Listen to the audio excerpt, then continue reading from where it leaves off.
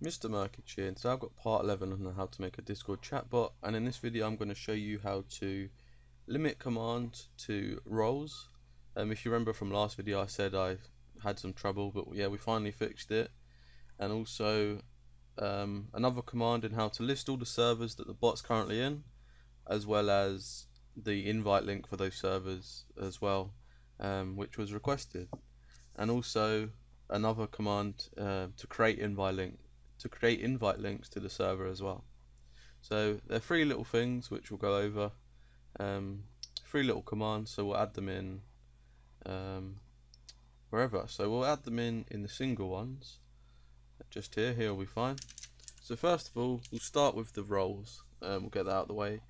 Case, and it doesn't have to be called roles because it's basically a check that's going to check if a user has a role. So the command could be anything. It could be a usual command. So let's say you wanted to have one called give me something.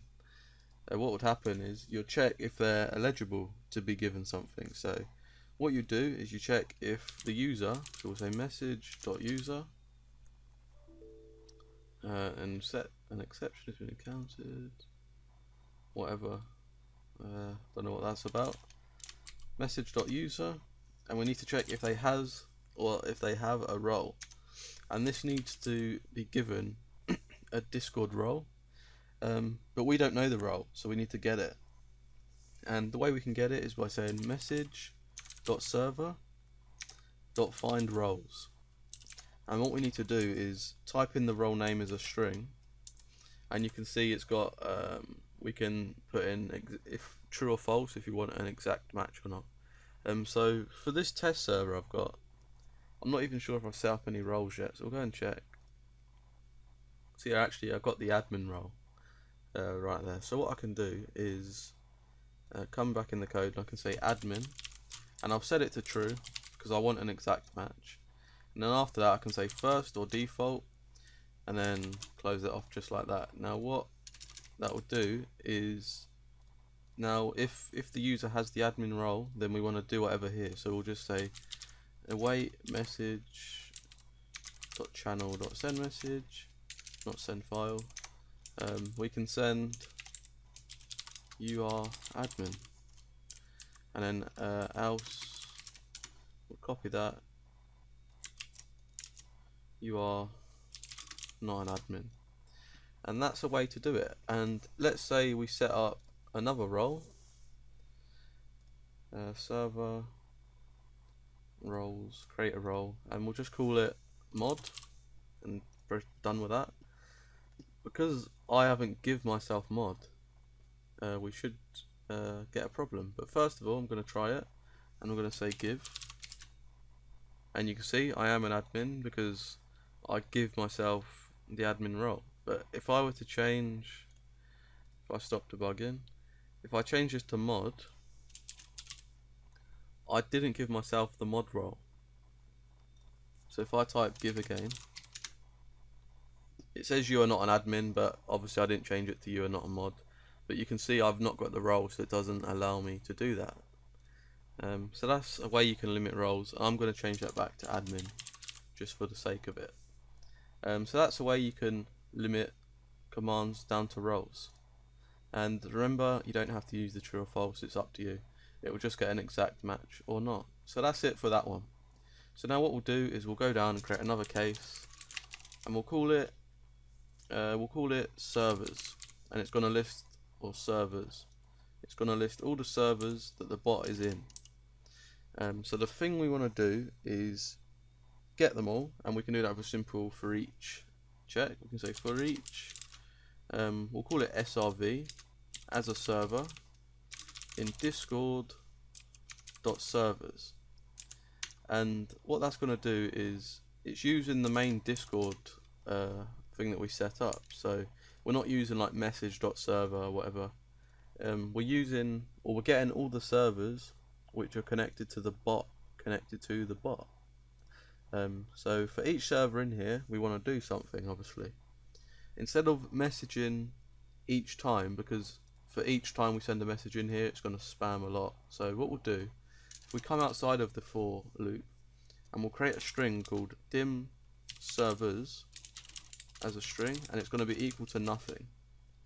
So now for each server in here, we're going to add it to this server string, and we'll send that after. So servers, it's going to be equal to itself, because for each time we don't want to reset it. If we put it to what it already is and add on, that way it's going to save what's already there, add on the new one, just like that.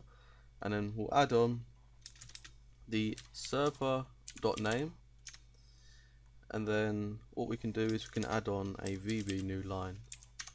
So the next time we add on a new server, the new line's there, so it looks all nice and neat when we print it. So what we do is after this next, we say await message.channel.send message, and we're just going to send the servers, which is now going to contain a list of all the servers the bot is in. So if we launch that up, and we'll go in here and we'll type servers, and you can see the only server it's in is Merc testing, which is this one, but it would actually show every single server you're in if you're in loads. And that's that. And now onto something which someone asked for, and he wanted to display the invite link next to the server so people can join all of them. So what we do is inside the for loop, we'll make it a set. We'll just put it here. We'll call it dim invlink as what would it be as? It'll be as nothing actually, because it will do it itself.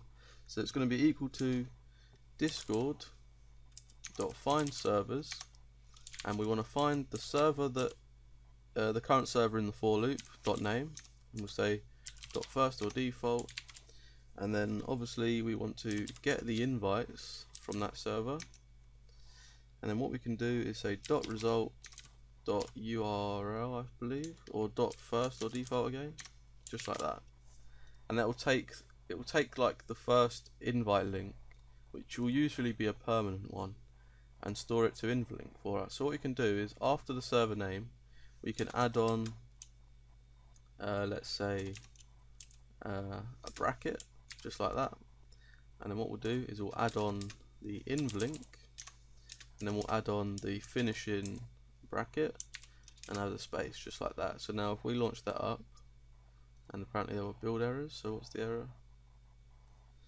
Operator, oh, so we can type invlink.url, and what you can do here is actually check if it's a temporary link, the max amount of uses. You can check the amount of uses it's had and things, but we just want to use the URL because that's all we want to use. Now if we launch that up and we type in here servers now,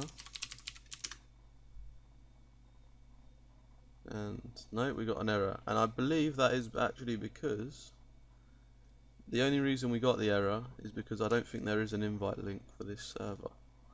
So we'll go to server settings, instant invites. You can see there is none. So I've forgotten how you actually invite people. So there's a link. Now if I go to that again, you can see an invite there now. So let's see if it should get it for us now if we try again.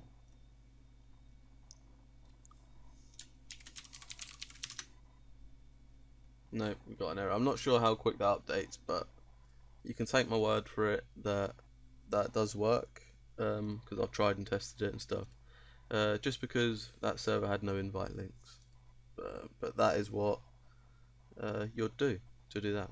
The next thing we'll do is create an invite link. So we'll go down, we'll go case, we'll call it invite, and it's really simple actually. All we need to do is say we'll send it back as a message.channel.send message, and inside here all we need to do is say message.server.createInvite, and then we need to say .result.url. So it's kind of similar to this one, except because we already have the server, the current server within message, we can access it really easy, and we can launch it up and give that a try.